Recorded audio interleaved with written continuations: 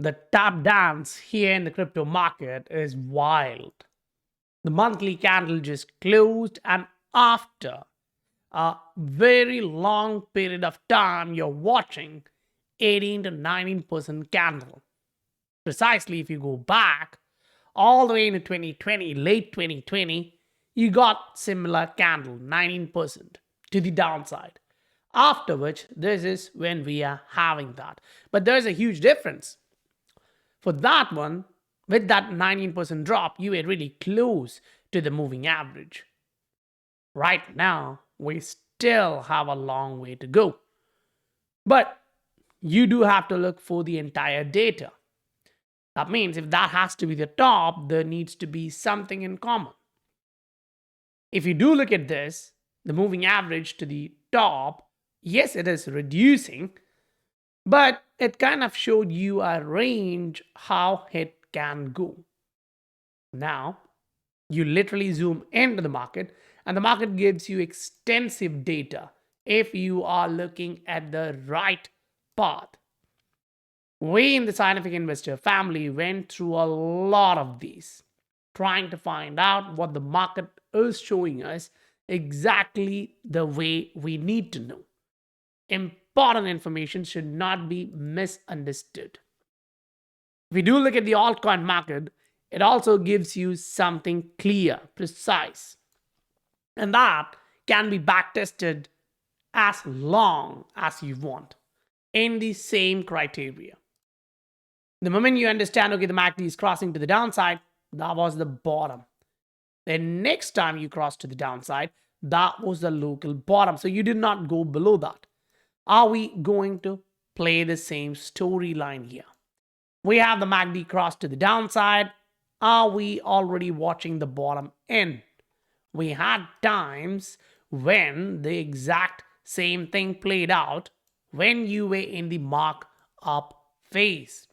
This scenario kind of plays out almost well. You had this candle showing you the bottom, and then the MACD crossed to the downside here. But your bottom was already in, you didn't go lower, and you were so close to the 21 moving average on a weekly. So the altcoin market is showing you this, and I believe that's substantial. Because the moment we actually zoom back on the monthly, here we're watching an engulfing candle. I mean, getting a candle like this is not positive, right? On a monthly chart, when you do look at this, an engulfing candle shows you wild activity on the bearish side, or number of sellers coming in is increasing substantially. And now we compare it with the volume, there is something like a red flag. Welcome to the scientific investor family, where the normal retail guys get to learn how to become the next top 10% of this market. Look at the volume here on the altcoin side of things.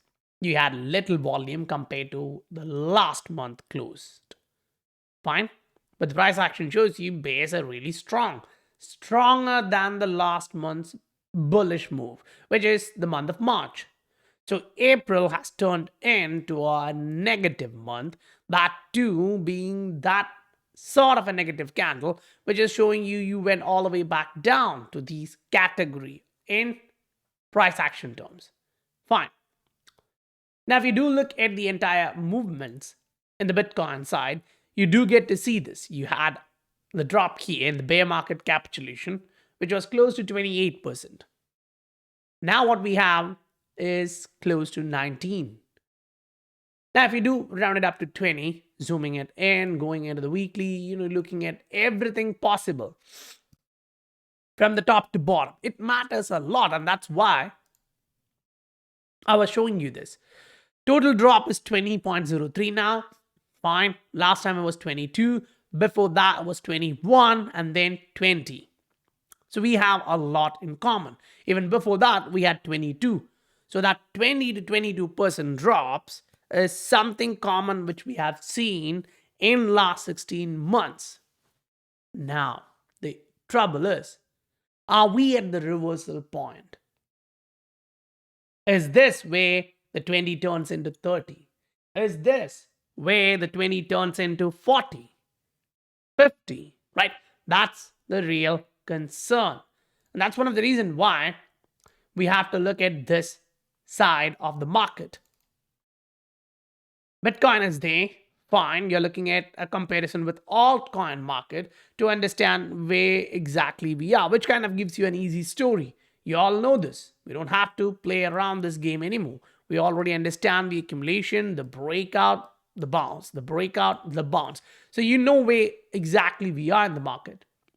But the question is, can Bitcoin pull the entire market to the downside? Or at least, being honest, you ask yourself, okay, where would I be concerned with 100% thought process of no, it's done, the bull market is over? Which would be that kind of a point, right? Now be honest with yourself. If you think it is now, let me know. If you think you're watching for something else, let me know. Now, this is what I think of. You go here, this is the trend which we are watching. The moment you see the trend being invalidated, or at least something like this, see, the momentum to the upside reduces substantially.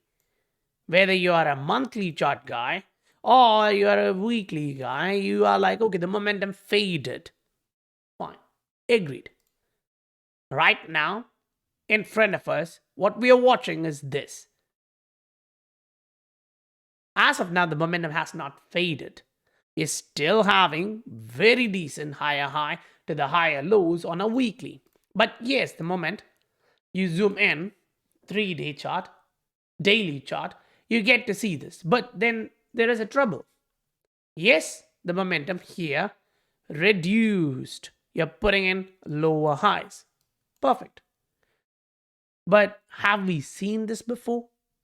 Yeah, we have, right? The price actually made lower highs and it dropped similar. 20% to the downside, 22% to the downside, 21% to the downside. So we have seen all these drops where it did the exact same thing. So on a short term, yes, there is a lot of volatility, especially on a 3-day chart like this. If you plot the support, you'd see this. Whoa, we broke the support. We retested that and got rejected. If you put that on a line chart without much of a noise, it looks really bad.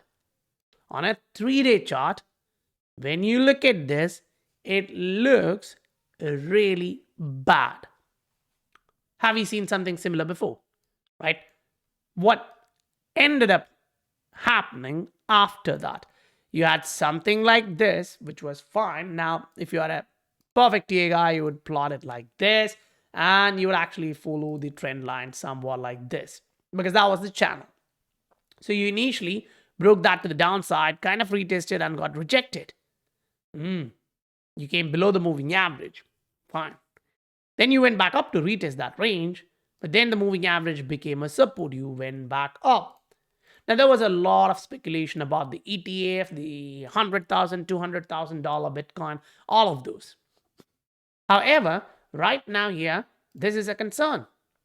Now, the time you would look at this is on a weekly. If it's me, I would say, okay, weekly gives you this. Okay, I'm concerned. Now, the drop here was not small. This leg to the downside was 22%. If you round it up, you can actually put it to 23, but let's say 22, 23. We're still close to just 18% to the downside on a monthly without the wick to the upside and all. And that's the exact same criteria which we have used in this side of things. So if we keep that and stay consistent, we'll have to agree, okay, this is something which we have seen in the past. And this is where the negative divergence start to appear in this stupid market, right? The market then bounces off to make a negative divergence showing someone heavy is jumping the ship. You should be worried. if you're in that asset. And that's exactly where the altcoins started running up. So after waiting this long, if we don't listen to the altcoin market saying to us that, I'm not done. Why would you drop me here? Don't divorce me here after holding for 5 years, 3 years, 2 years, depending on when you started this.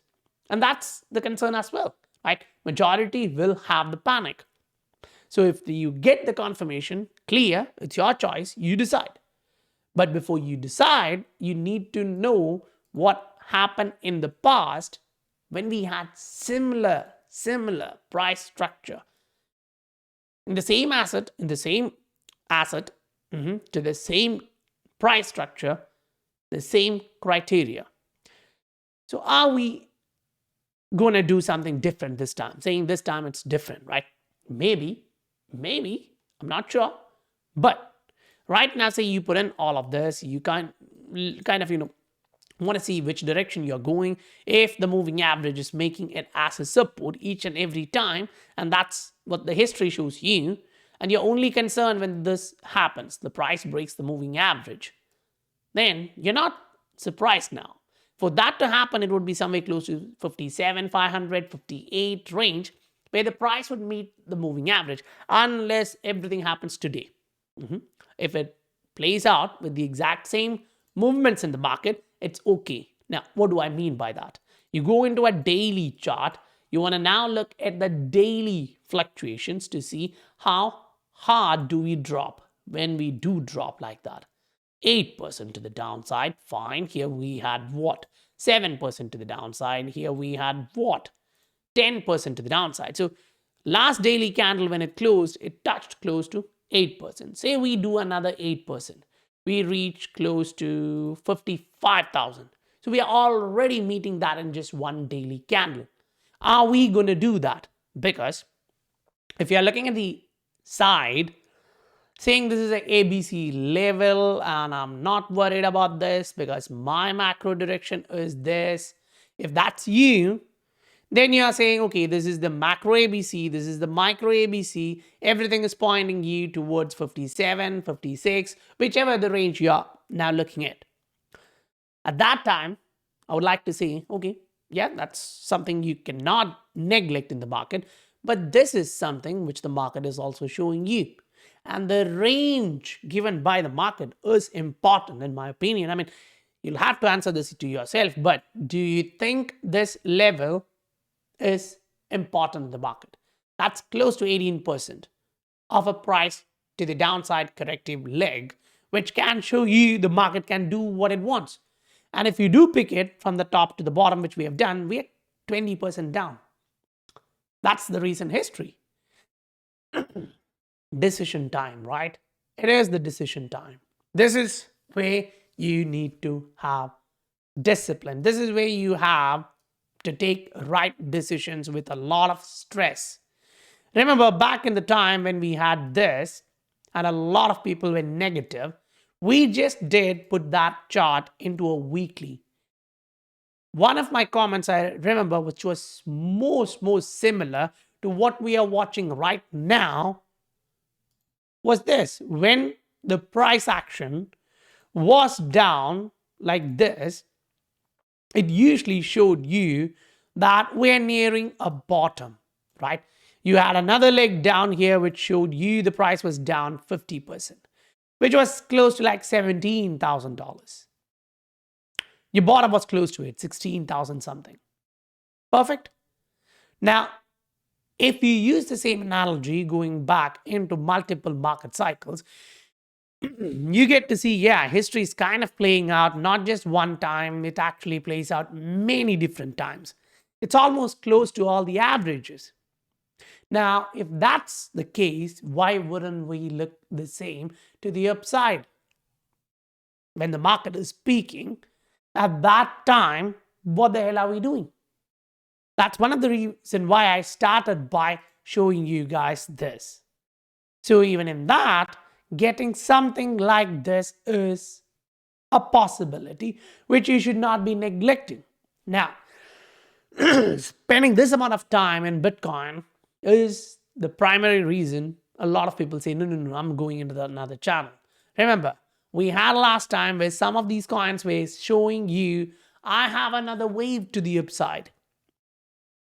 But then Bitcoin dropped and they all followed Bitcoin. They didn't go higher to touch their third wave. The structure was invalidated. It looks really weird for some of those assets, right? So look first at the Bitcoin. If it shows you something very, very negative, you need to look for what the hell is happening. For those who use quarterly chart, those who use yearly chart, it's all fine. Look at these and ask the question yourself. When the momentum to the upside reduces significantly, there is a concern. Whether we agree with it or not, it is a concern. And that's one of the reasons why I've been talking about this structure from a long period of time, even though, there's a lot of big accounts giving you $200,000, $300,000 Bitcoin kind of thing. When it actually shows you by 95, 98, it's kind of at that level of resistance, which you should be concerned, where you should be cautious. Now, if you do look at this honestly, you would actually have to agree with the fact that you're not anywhere close to the bottom, because you buy at the bottom. You're somewhere close to the top, so you sell at the top. So if you're a very conservative guy, remember the 74 here in the recent days, where we told, okay, take your dry powder out. I think it was 40%, which we pulled out. That was your time.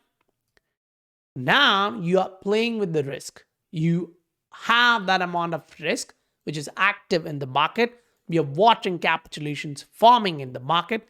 The last 3-day candle gave us that idea, right? And that's one of the reasons why we shared the thought process of, we have an ABC, we're going to come back down. This 3-day candle had decent buying volume, but they failed to push the price up. And the exact same, or a little bit higher, selling volume pushed the downside like this. Why? Because the bulls were weak. This is one of the primary reasons why we follow price to volume analysis on a regular basis, so you know what we are talking. Now take that equation, come here on XRP. You can look at the 3-day, you can look at the weekly, you can look at anything. The volume to the price now shows sellers are slowly starting to take back the control. But if you do look at this panic days, we are not back there when Bitcoin is there. That's a positive story. For XRP holders, that is very much positive. Now you're looking at this. We have decent amount of selling volume with small amount of selling. But that doesn't mean you should neglect the supply and demand, which is active in this price range, 0.42, 0.43, 0.44, kind of a range is where there is a lot of supply, there's a lot of demand, which we have seen historically. Now, if that's true, it's okay. Keep your eyes there. But remember, this support is something which the price or the buyers are respecting now and buying more and more and more whenever the price comes to that direction. So we have a question to ask to ourselves. How low should this actually be? That's a 30% to the downside. Okay. How low was this? That's a 20% to the downside. How low was this? That's a 25% to the downside. So if you remove the excessive volatility which we saw with the Terra Luna crisis, all the others show you almost same. Now, we had similar volatility here when we had the SEC case drop and the March 2020 crash. So when you do keep everything in the market with the news and the panic away, and you are looking at all the other price action, you're like, okay, fine. We have seen something like this historically, especially in this cycle. But this cycle is not the only cycle we should be looking at. We should be going back in time. We should be looking at everything possible. That's exactly why in the SI family, we are delivering that amount of value for Bitcoin, for Ether, for crypto market, for altcoin market, for everything, so that you don't make a wrong decision at very critical time in the market. So guys, if you receive value, smash that like button. And if you'd like to join the SI family to get all of those data at the right time here to make the right decision, follow the SI family. Use the link in the description below in YouTube or in the bio on Twitter. I'll meet you guys on the next video. Bye for now.